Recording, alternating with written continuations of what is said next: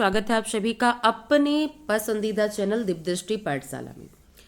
दोस्तों, आज का हम लोगों का जो सेशन रहेगा वो करंट अफेयर के ऊपर रहेगा। जैसा कि आप सभी जानते हैं कि करंट अफेयर जो होता है किसी भी एग्जाम के लिए एक महत्वपूर्ण सेक्शन होता है, तो उसी उद्देश्य से हम लोग डेली सेशन को स्टार्ट किए हैं। लेकिन कोई दिन ऐसा होता है जिसमें नहीं आप लोग को प्रोवाइड करवा पाते हैं, तो उसी तरह आज जो हम लोग हैं इस करंट अफेयर का सेशन में 4 दिन के करंट अफेयर्स को कवर करेंगे। तो चलिए हम लोग बिना देर किए इसको स्टार्ट करते हैं और देखते हैं कि कौन कौन से वे सारे क्वेश्चन हैं जो हमारे एग्जाम्स के लिए महत्वपूर्ण हो सकते हैं। तो आज का करंट अफेयर हम लोग स्टार्ट करने से पहले पिछले जो है 13 से 16 जनवरी का करंट अफेयर आपको दिया जा चुका है। नहीं देखे हैं तो आप उसको देख लीजिएगा, सारे एग्जाम्स में आपका काम देगा। आज जो हम लोग करने वाले हैं वो 17 से 20 जनवरी तक का करंट अफेयर्स को हम लोग देखने वाले हैं। चलिए, तो आज के सेशन का पहला क्वेश्चन है, हाल ही में किस देश ने दुनिया का सबसे शक्तिशाली हाइड्रोजन ईंधन चालित ट्रेन इंजन बनाया है? जापान, अमेरिका, भारत या फिर चाइना? तो इसका राइट आंसर जो आपका हो जाएगा, आपका प्यारा सा भारत बनाया है। ठीक है, तो इसका right answer option number C हो जाएगा। सबसे शक्तिशाली जो हाइड्रोजन ईंधन होता है, ठीक है, उस हाइड्रोजन ईंधन से चलने वाला क्या बनाया है भारत? तो ट्रेन इंजन बनाया है। ठीक है, चलिए नेक्स्ट क्वेश्चन की ओर चले हम लोग। और नेक्स्ट क्वेश्चन है, हाल ही में डैश द्वारा अभ्यास डेविल स्ट्राइक, अभ्यास का नाम क्या है? तो डेविल स्ट्राइक है, याद रखिएगा, आयोजित किया गया भारतीय सशस्त्र बल द्वारा, भारतीय वायुसेना द्वारा, भारतीय नौसेना द्वारा या फिर इनमें से कोई नहीं? तो इसका right answer option number A हो जाएगा। हाल ही में जो अभ्यास डेविल स्ट्राइक आयोजित किया गया वो भारतीय सशस्त्र बल के द्वारा किया गया है। ठीक है, और ये जो अभ्यास था डेविल स्ट्राइक, ये कब से कब तक चला? तो 16 से लेकर 19 जनवरी तक ये चला। ठीक है, यानी कल इसकी समाप्ति हो गई।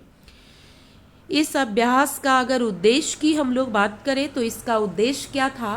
भारतीय बलों की जो युद्ध की जो तत्परता होती है ना, यानी मान लीजिए कि कहीं पे युद्ध हो रहा है तो कितना तत्परता से वो आगे जा रहा है, उसको बढ़ाने के लिए भारतीय सेना के नेतृत्व में इसको किया गया था। किसके नेतृत्व में? भारतीय सेना के नेतृत्व में। उद्देश्य क्या था? तो युद्ध की तत्परता को बढ़ाना। ठीक है, चलिए नेक्स्ट क्वेश्चन की ओर बढ़े। और अगला क्वेश्चन है, भारत ने किस देश के साथ मिलकर साल 2026 को संस्कृति, पर्यटक और एआई के लिए दोहरा वर्ष घोषित किया है? मतलब भारत जो है, ठीक है, एक अपने तो घोषित करेगा ही, लेकिन किस देश के साथ मिलकर 2026 है ना, उसको दोहरा वर्ष घोषित किया है। ठीक है, किस क्षेत्र में? तो संस्कृति के क्षेत्र में, पर्यटक के क्षेत्र में और एआई के क्षेत्र में। ठीक है, तो कौन सा देश के साथ मिलकर किया है? ऑप्शन है स्पेन, इटली, यूनान, स्वीडन। तो इसका राइट आंसर हो जाएगा ऑप्शन नंबर ए, स्पेन के साथ। ठीक है, चलिए अगला क्वेश्चन है हम लोगों का, जनवरी 2025 में पिक्सल किस देश की पहली निजी कंपनी? सबसे पहले यहीं से क्वेश्चन आएगा कि पिक्सल जो है ये क्या है? तो ये जो है ये निजी कंपनी है। कैसी कंपनी है? ये निजी कंपनी है। वही कह रहा है कि देश की पहली निजी कंपनी बन गई है जिसके पास उपग्रह का अपना समूह है। फ्रांस का, रूस का, भारत का या फिर चाइना का? तो ये इसका राइट आंसर जो होगा ये ऑप्शन नंबर सी हो जाएगा, हमारा प्यारा सा भारत। ठीक है, भारत की एक कंपनी है जिसका नाम है पिक्सल। सबसे पहली बात, कैसी कंपनी है? तो ये निजी कंपनी है। ठीक है, और ये देश की पहली कंपनी बन गई है, ये भी ध्यान रखिएगा। ठीक है, देश की पहली निजी कंपनी बन गई है जिसके पास क्या है? तो उपग्रह का समूह है इसके पास। इसके पास क्या है? उपग्रह का अपना समूह है। ये जो पिक्सल है ना, इसका अगर हम लोग देखें तो ये जो पिक्सल है ये स्पेस एक्स के द्वारा, ठीक है, जो स्पेस एक्स है, ठीक है, रॉकेट, इसके माध्यम से अपने उपग्रह को ये क्या करेगा? प्रक्षेपण करेगा, ठीक है। अपना उपग्रह का जो प्रक्षेपण करेगा पिक्सल, वो किसके द्वारा करेगा, तो स्पेस एक्स रॉकेट के माध्यम से। ये जो उपग्रह है ना, ये पृथ्वी और उसके चारों ओर परिक्रमा करने के वाली जो भी वस्तु होगी उसका निगरानी करेगा, ठीक है। ये जो पिक्सल के पास उपग्रह का समूह है, ये क्या करेगा, तो ये पृथ्वी जो है, यानी पृथ्वी के चारों ओर जो भी चीज परिक्रमा करेगी ना, उसकी निगरानी ये करेगा, ठीक है। मान लेते हैं कि ये पृथ्वी है, इसके चारों ओर जो भी वस्तु निगरानी करेगी, जो भी वस्तु घूमेगी, ठीक है, या तो चक्कर लगाएगी, उसकी निगरानी करेगा ये। चलिए नेक्स्ट क्वेश्चन की ओर बढ़े हम लोग, और नेक्स्ट क्वेश्चन है, निम्नलिखित में से उत्तर प्रदेश के किस शहर में काशी तमिल संगम चरण 3 शुरू होगा? वाराणसी, प्रयागराज, मथुरा, उज्जैन। तो इसका राइट आंसर होगा वाराणसी, ठीक है। अभी प्रयागराज में चल रहा है महाकुंभ, तो वाराणसी में क्या चलेगा, काशी तमिल संगम चरण 3, ठीक है। नेक्स्ट क्वेश्चन है, भारत में प्रतिवर्ष किस तारीख को नेशनल स्टार्टअप डे मनाया जाता है? 14 जनवरी को मनाया जाता है, 15 जनवरी को, 16 जनवरी को, या फिर 17 जनवरी को? तो इसका right answer option number C हो जाएगा, 16 जनवरी को, ठीक है। 16 जनवरी को जो ये स्टार्टअप डे मनाया जाता है, ये अगर देखा जाए तो इसका उद्देश्य एक ही है कि जो उद्यमिता है, यानी जो उद्यमी लोग हैं, ठीक है, और नवाचार मतलब नई नई टेक्नोलॉजी कह सकते हैं, इन सभी चीजों का बढ़ावा यहाँ पे दिया जाता है, ठीक है। आर्थिक विकास हो गया, रोजगार सृजन हो गया, तकनीकी टेक्नोलॉजी में जो प्रगति होता है, इसमें क्या, इस सब चीजों का क्या किया जाता है, स्टार्टअप डे में बढ़ावा दिया जाता है, ठीक है। अगला क्वेश्चन है, QS world future skill index 2025 में डिजिटल कौशल के लिए भारत को कौन सा स्थान मिला है? पहला, दूसरा, तीसरा, चौथा? तो इसका राइट आंसर हो जाएगा ऑप्शन नंबर बी, दूसरा। पहला स्थान जो QS world future skill index में मिला है 2025 में, वो अमेरिका को मिला है, ठीक है। अमेरिका जो है ये फर्स्ट है, और दूसरा नंबर पर जो है ये भारत को ही मिला है, जो हमारे लिए खुशी की बात है, ठीक है। अगर हम लोग बात करेंगे कि इसका उद्देश्य क्या होता है, तो इसका उद्देश्य बस इतना ही है, नाम ही है इसका स्किल इंडेक्स, है ना। तो स्किल इंडेक्स जो है ये स्किल को निखारता है, ठीक है। डिजिटल ट्रांसफॉर्मेशन हो, आर्टिफिशियल इंटेलिजेंस हो, ठीक है, नौकरी, पैसा जो भी होता है, बाजार में प्रभाव डालने वाला जो भी आर्थिक परिवर्तन होता है, उससे ये संबंधित होता है। नेक्स्ट क्वेश्चन है, हाल में ही भारतीय नौसेना ने कहाँ नौसेना नागरिकों का वर्ष समारोह आयोजित किया है? गुजरात में, नई दिल्ली में, महाराष्ट्र में, गोवा में? तो इसका राइट आंसर जो आपका होगा वो हो जाएगा ऑप्शन नंबर बी, नई दिल्ली में, ठीक है। नई दिल्ली में भारतीय नौसेना जो था, वो नौसेना नागरिक का वर्ष समारोह आयोजित किया है, तो ये ध्यान रखिएगा। कौन किया है? तो भारतीय नौसेना किया है। हाल ही में कहाँ पहली बार सेना दिवस पैरेड का आयोजन किया गया है? नासिक में, थाने में, पुणे में, नागपुर में? तो इसका राइट आंसर हो जाएगा ऑप्शन नंबर सी, पुणे में पहली बार सेना दिवस पैरेड का आयोजन किया गया था। अगला क्वेश्चन है, जनवरी 2025 में अमेरिकी सरकार ने कितने प्रमुख भारतीय परमाणु संस्थाओं पर लगे प्रतिबंध हटा दिए हैं? 1, 2, 3 या फिर 4? तो इसका राइट आंसर हो जाएगा ऑप्शन नंबर सी, 4। देखिए अभी जो है ना, डोनाल्ड ट्रंप जो है वो सत्ता पर आएंगे, इससे पहले जो थे ना जो बाइडन थे, ठीक है।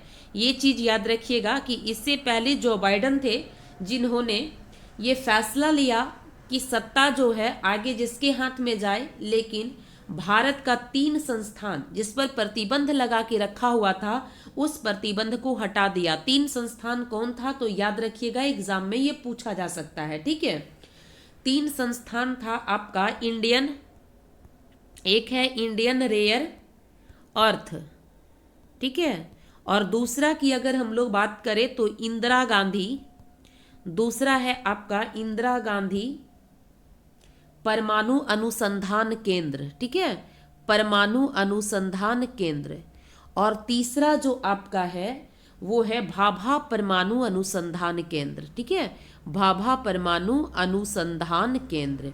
ये तीनों पर जो था परमाणु संस्थानों पर प्रतिबंध लगा हुआ था, जिसको हटा दिया गया। 3 है, तीनों का नाम याद कर लीजिएगा। नेक्स्ट क्वेश्चन की ओर बढ़े। नेक्स्ट क्वेश्चन है, प्लास्टिक मुक्त महाकुंभ के लिए अभियान शुरू किया गया है। 1 प्लेट 1 बैग, प्लास्टिक हटाओ जीवन बचाओ, पुनः प्रयोग कपड़े बैग, इनमें से कोई नहीं।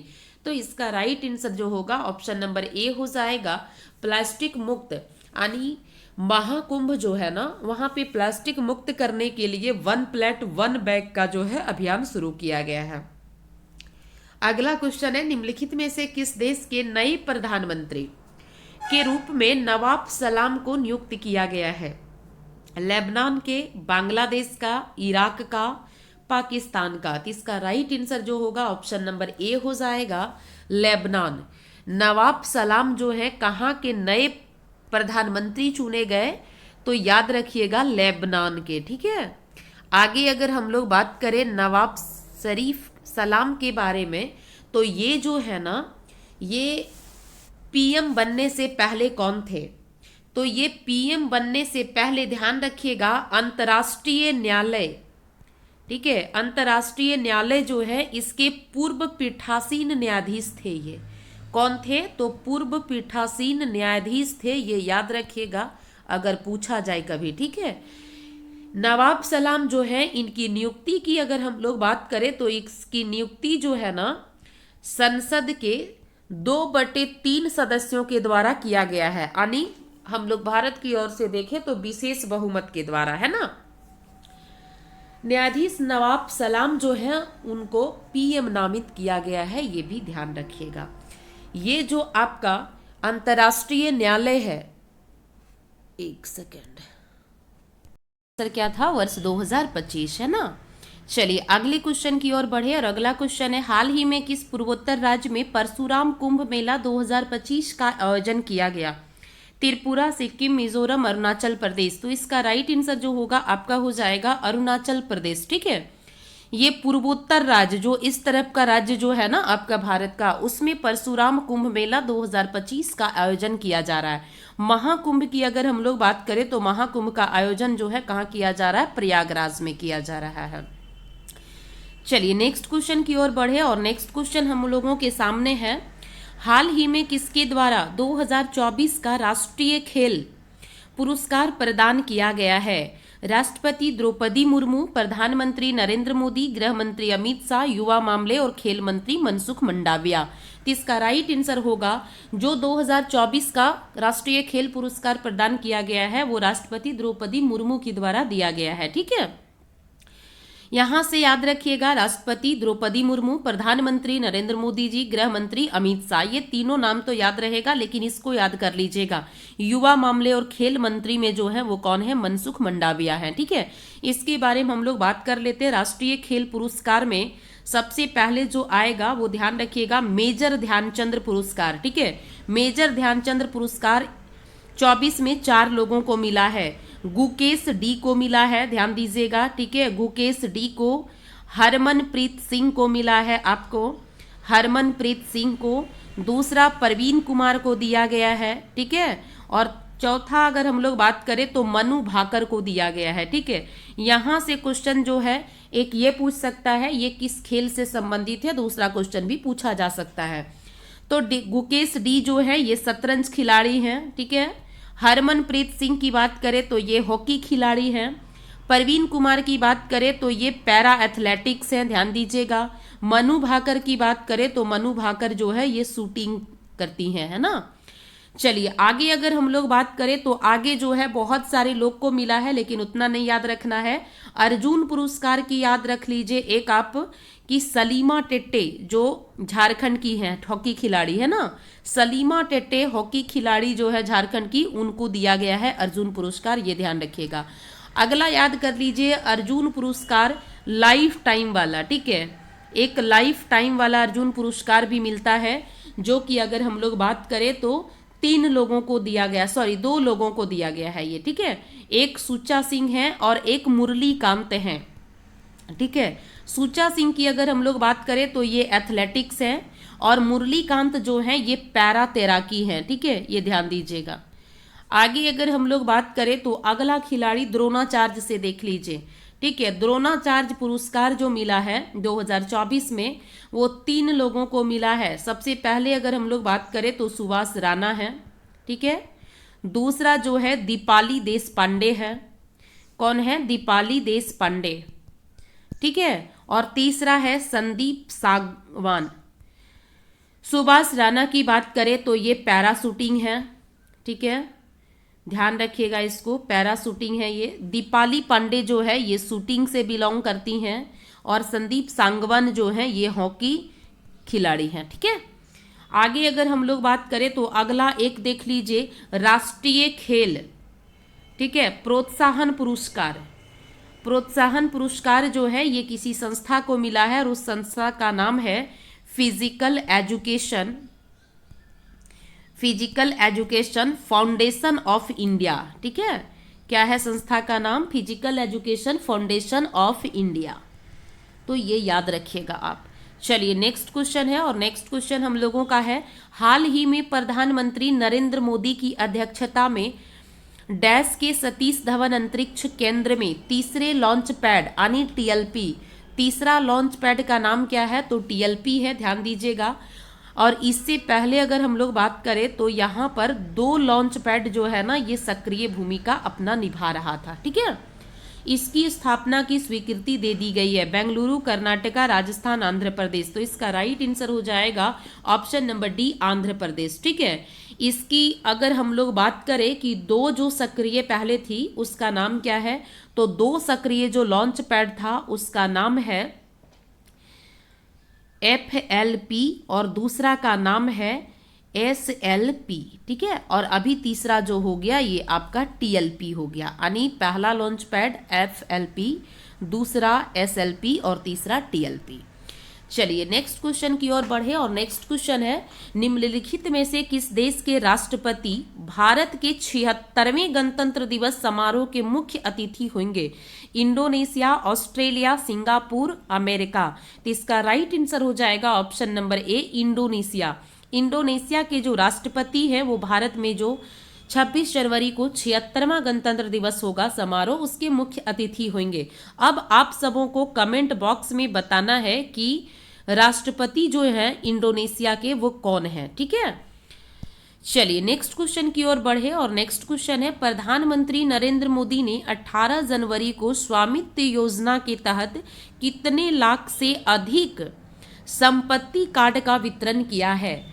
35 लाख कार्ड, 45 लाख, 55 लाख, 65 लाख। तो इसका राइट आंसर जो हो जाएगा वो आपका हो जाएगा 65 लाख कार्ड जो है संपत्ति कार्ड का वितरण किया गया। किनके द्वारा? प्रधानमंत्री नरेंद्र मोदी जी द्वारा। किस योजना के तहत? तो स्वामित्व योजना के तहत, ये आप याद रखिएगा, ठीक है। अगला क्वेश्चन है, हाल ही में भारतीय मूल के सांसद जो हैं वो हैं चंद्र आर्य ने किस देश के प्रधानमंत्री पद के लिए, किसके लिए? ध्यान दीजिएगा, प्रधानमंत्री पद के लिए अपनी आधिकारिक दावेदारी पेश की है? कनाडा, नॉर्वे, मैक्सिको या फिर ब्राजील। तो इसका राइट आंसर हो जाएगा ऑप्शन नंबर ए, कनाडा में प्रधानमंत्री पद के लिए अपनी जो है दावेदारी पेश किए हैं। कौन किए हैं? तो भारतीय मूल के हैं जिनका नाम है चंद्र आर्य, और ये कहाँ से बिलोंग करते हैं? तो ये कर्नाटक से बिलोंग करते हैं, ये भी आप ध्यान रखिएगा, ठीक है। ये जो है आपके चंद्र आर्य, इनकी अगर बात करें तो कनाडा में अभी जो प्रधानमंत्री हैं वो आपके जस्टिन ट्रूडो हैं, ठीक है। कौन है? जस्टिन ट्रूडो हैं। और इसके बाद जो चुनाव होने वाला है उसमें अपनी आधिकारिक दावेदारी ये पेश किए हैं। अगला क्वेश्चन है, हाल ही में किस देश के सुप्रीम कोर्ट ने टिकटॉक पर राष्ट्रव्यापी प्रतिबंध लगाने के प्रस्ताव से संबंधित जो कानून था उसको वैध बताया है? Bharat, Britain, Bangladesh, America. तो इसका राइट आंसर हो जाएगा option number A, America. America की जो सुप्रीम कोर्ट है, ठीक है, उन्होंने टिकटॉक पर जो राष्ट्रव्यापी प्रतिबंध लगाने की प्रस्ताव से संबंधित जो कानून बना था ना उसको वैध बता दिया है, ठीक है। चलिए नेक्स्ट क्वेश्चन है, विदेश मंत्री डॉक्टर एस जयशंकर ने 17 जनवरी को बेंगलुरु में किस देश के नए वाणिज्य दूतावास का उद्घाटन किया है? Japan, France, America, Britain. तो इसका राइट आंसर जो होगा ऑप्शन नंबर सी हो जाएगा, अमेरिका। विदेश मंत्री जो डॉक्टर एस जयशंकर हैं इन्होंने 17 जनवरी को कहाँ पे? बेंगलुरु में ठीक है, ध्यान रखिएगा। बेंगलुरु में अमेरिका के नए वाणिज्य दूतावास जो है ना उसका उद्घाटन किया है। ठीक है, अगला क्वेश्चन है, अमेरिकी नवनिर्वाचित राष्ट्रपति का शपथ ग्रहण समारोह भीषण ठंड के कारण वाशिंगटन की बजाय इस बार कहां आयोजित किया जाएगा? Los Angeles, Chicago, New York, Indore. तो इसका राइट आंसर जो आपका हो जाएगा वो ऑप्शन नंबर डी हो जाएगा, इंदौर में। देखिए, अभी जो नवनिर्वाचित राष्ट्रपति हैं वो कौन है? तो डोनाल्ड ट्रंप हैं, ये ध्यान रखिएगा। ठीक है, इससे पहले जो थे वो कौन थे? तो इससे पहले जो बाइडन थे। ठीक है, अभी जो बनने वाले हैं वो डोनाल्ड ट्रंप फिर से सत्ता पर अपना आने वाले हैं। तिनका शपथ ग्रहण होना है। ठीक है, अब शपथ ग्रहण जो है ये वाशिंगटन में होना था, लेकिन यहाँ भीषण ठंड है जिसके कारण इसको चेंज करके कहाँ ले आया गया है? तो इंदौर ले आया गया है, ये ध्यान रखिएगा। अब यहीं पे शपथ ग्रहण होगा। हाल ही में वन प्लेट वन बैग अभियान की शुरुआत हुई। अयोध्या, मथुरा, वाराणसी, प्रयागराज। तो इसका राइट आंसर होगा ऑप्शन नंबर डी, प्रयागराज। अगला क्वेश्चन है, भारतीय प्राणी सर्वेक्षण के वैज्ञानिकों ने किस राज्य में पेंगोलिन की एक नई प्रजाति की खोज की है? मध्य प्रदेश, सिक्किम, मिजोरम, अरुणाचल प्रदेश। तो इसका राइट आंसर हो जाएगा option number D, Arunachal Pradesh. ठीक है, अरुणाचल प्रदेश में भारतीय प्राणी जो सर्वेक्षण का वैज्ञानिक है उन्होंने पेंगोलिन की एक नई प्रजाति की खोज की है। ठीक है, पेंगोलिन जो है प्रजाति यानी जीव जो है ये एक प्रकार का स्तनधारी है, यानी अपने बच्चे को स्तनपान कराती है। ठीक है, अब भारतीय पेंगोलिन की अगर हम लोग बात करें कि ये कहाँ कहाँ पाई जाती हैं, तो भारत के आसपास अगर देखा जाए तो बांग्लादेश में, नेपाल में आपको देखने को मिलेगी, पाकिस्तान में आपको देखने को मिलेगी, श्रीलंका में आपको देखने को मिलेगा। कौन? भारतीय पेंगोलिन। ठीक है, ध्यान दीजिएगा। इसके शरीर की अगर हम लोग बात करें कि पेंगोलिन का जो शरीर होता है ना उसके शरीर पर केराटिन से बना सल्क होता है, ये ध्यान रखिएगा, कभी पूछ सकता है जीएस में। ठीक है, केराटिन से बना हुआ सल्क होता है। अगला क्वेश्चन है, आईएमएफ की रिपोर्ट के अनुसार 2025-26 में भारतीय जीडीपी वृद्धि कितने प्रतिशत रहने का अनुमान है? 5.5, 6.5, 7.5, 8.5। तो इसका राइट आंसर होगा ऑप्शन नंबर बी, 6.5। किसके अनुसार? आईएमएफ के अनुसार। नेक्स्ट क्वेश्चन है, ओडिशा ने कौशल विकास और औद्योगिक विकास में साझेदारी के लिए डैश की संस्थाओं के साथ समझौता किया है? Singapore, Indonesia, Malaysia, Nepal. तो इसका राइट आंसर होगा option number A, Singapore. Singapore की जो संस्था है ना उसके साथ ओडिशा जो है समझौता किया है। किस चीज के विकास के लिए? तो स्किल डेवलपमेंट और उद्योग के विकास के लिए। चलिए, नेक्स्ट क्वेश्चन है हम लोगों के सामने, राष्ट्रीय विज्ञान ड्रामा महोत्सव 2024-25 का आयोजन 18 जनवरी को कहाँ किया गया? मुंबई में, चंडीगढ़ में, हैदराबाद में, नई दिल्ली में। तो इसका राइट आंसर हो जाएगा ऑप्शन नंबर डी, नई दिल्ली। अब देखिए, यहाँ से एक बात उठता है कि आखिर राष्ट्रीय विज्ञान है तो ड्रामा इसके साथ क्यों आया? तो ड्रामा महोत्सव जो है इसमें क्या किया जाता है? विज्ञान के साथ ड्रामा होता है। ठीक है, यानी नाटक होता है। क्यों किया जाता है? तो विज्ञान के साथ ड्रामा इसलिए रखा गया है ताकि विज्ञान के जो सिद्धांत हैं, ठीक है, उसको जो है ना सुलभ बनाया जा सके, आसान बनाया जा सके आम लोगों के साथ। यानी यह एक ऐसा कार्यक्रम है जिसमें विज्ञान और नाटक के मेल से शिक्षा को जो है सुलभ बनाया जाता है, उसके जो सिद्धांत हैं उसको क्या किया जाता है? सुलभ बनाया जाता है। ठीक है, तो वही यहाँ पे कह रहा है कि ये जो महोत्सव है अगर हम लोग देखें तो ये महोत्सव कौन आयोजित करती हैं? तो ये भी ध्यान रखिएगा कि ये महोत्सव जो है राष्ट्रीय विज्ञान, ठीक है, राष्ट्रीय विज्ञान संग्रहालय परिषद, कौन? संग्रहालय परिषद जो है वो आयोजित करती है। ठीक है, तो ये भी आप ध्यान रखिएगा। चलिए, नेक्स्ट क्वेश्चन है, मोबाइल चोरी और साइबर ठगी जैसी समस्याओं का समाधान के लिए कौन सा डिजिटल उपकरण लॉन्च किया गया है? सुरक्षा साथी ऐप, संचार साथी ऐप, डिजिटल साथी ऐप, इनमें से कोई नहीं। तो इसका राइट आंसर होगा ऑप्शन नंबर बी, संचार साथी ऐप। किस लिए लाया गया है? तो मोबाइल चोरी और साइबर ठगी जैसी जो समस्या होती है उससे निपटने के लिए। अगला क्वेश्चन है, हाल ही में न्यायमूर्ति कृष्णन विनोद चंद्रन ने किस न्यायालय के न्यायाधीश पद की शपथ ली है? उच्चतम न्यायालय, इलाहाबाद उच्च न्यायालय, पटना उच्च न्यायालय, दिल्ली उच्च न्यायालय। तो इसका राइट आंसर जो आपका हो जाएगा ये ऑप्शन नंबर ए हो जाएगा, उच्चतम न्यायालय। ठीक है, यानी सुप्रीम कोर्ट। सुप्रीम कोर्ट के अगर देखा जाए तो कृष्णन विनोद चंद्रन जो है वो न्यायाधीश पद की शपथ लिए हैं। अगला क्वेश्चन है, हाल ही में किस देश के संविधान संशोधन आयोग ने प्रस्तावना से धर्मनिरपेक्षता शब्द हटाने का प्रस्ताव दिया है? भारत, पाकिस्तान, बांग्लादेश, अफगानिस्तान। तो इसका राइट आंसर होगा ऑप्शन नंबर सी, बांग्लादेश। यानी बांग्लादेश जो है ना उसके संविधान में संशोधन हो रहा है और संविधान संशोधन आयोग जो है वो प्रस्तावना में जो धर्मनिरपेक्षता है उसको हटाने की बात किया है। अगला क्वेश्चन है, केंद्रीय मंत्रिमंडल ने डैश श्रीहरिकोटा स्थित इसरो के सतीश धवन अंतरिक्ष केंद्र में तीसरे लॉन्च पैड की मंजूरी दे दी है? केरल, आंध्र प्रदेश, उड़ीसा, तमिलनाडु। तो इसका राइट आंसर होगा option number B, Andhra Pradesh. ठीक है, अगला क्वेश्चन है, हाल ही में कौन सा भारत की पहली निजी कंपनी बन गई है जिसके पास उपग्रह का अपना समूह है? Map my India, OneWeb, Larsen and ट्रोबो, पिक्सल। तो अभी बता चुके हैं ऊपर में, इसका राइट आंसर होगा option number D, Pixxel company जो उपग्रह का समूह बन गया है। हाल ही में कौन सा देश दुनिया का तीसरा सबसे बड़ा स्टार्टअप इकोसिस्टम बन गया है? अमेरिका है, चीन है, जापान है, भारत है। तो इसका राइट आंसर जो होगा ऑप्शन नंबर डी हो जाएगा, भारत। ठीक है, भारत जो है देश का तीसरा सबसे बड़ा स्टार्टअप इकोसिस्टम बन गया है। ठीक है, आगे अगर हम लोग बात करें तो अगला क्वेश्चन है, हाल ही में भारत और डैश ने राजनयिक संबंधों की 60वीं वर्षगांठ मनाई है? Malaysia, Singapore, Thailand, Nepal. तो इसका राइट आंसर होगा ऑप्शन नंबर बी, सिंगापुर। ठीक है, सिंगापुर और भारत जो है राजनयिक संबंध में अगर देखा जाए तो अपना जो है ना 60वां वर्षगांठ मनाया है, ये ध्यान दीजिएगा। ठीक है, एग्जाम में ये सब बहुत ज्यादा पूछा जाता है। अगला है, हाल ही में भारत और किस देश ने साइबर अपराध जांच में सहयोग को बढ़ाने के लिए एक समझौते पर हस्ताक्षर किया है? France, America, Canada, Singapore. तो इसका राइट आंसर हो जाएगा ऑप्शन नंबर बी, अमेरिका।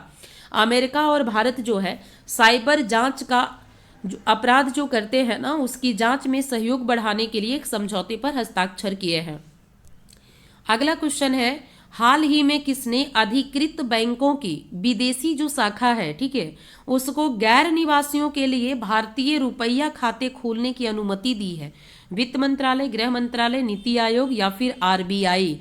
तो इसका राइट आंसर जो हो जाएगा ऑप्शन नंबर डी हो जाएगी, आरबीआई। नेक्स्ट क्वेश्चन है, निम्नलिखित में से किस तारीख को राष्ट्रीय आपदा मोचन बल का स्थापना दिवस मनाया जाता है? 17 जनवरी, 18 जनवरी, 19 जनवरी, 20 जनवरी। तो इसका राइट आंसर होगा ऑप्शन नंबर सी, 19 जनवरी। ठीक है, देखिए राष्ट्रीय आपदा मोचन बल जो है उसको हम लोग शॉर्ट में कहते हैं एनडीआरएफ। ठीक है, ध्यान दीजिएगा।